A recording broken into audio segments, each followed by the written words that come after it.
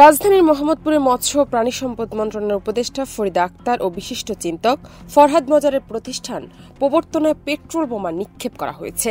শুক্রবার রাতেই ঘটনা ঘটে, তবে এই ঘটনার কেউ হতাহত হয়নি। বিষয়টি জানার পরপরই ঘটনাস্থল পরিদর্শন করে আলামত সংগ্রহ করেছেন আইনশৃঙ্খলা বাহিনীর সদস্যরা। দেশ জুড়ে তোলপাড় ওয়ালটন ফ্রিজ কিনে আপনিও হয়ে যেতে পারেন মিলেনিয়ার।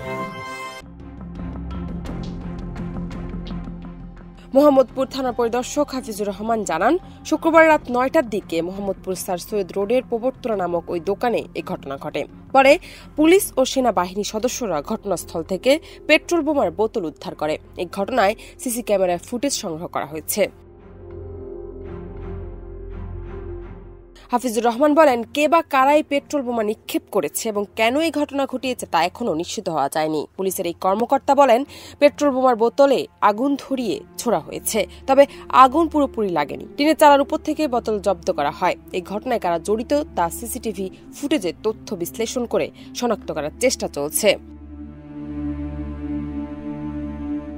জান্নাত নিপু, দেশ রূপান্তর।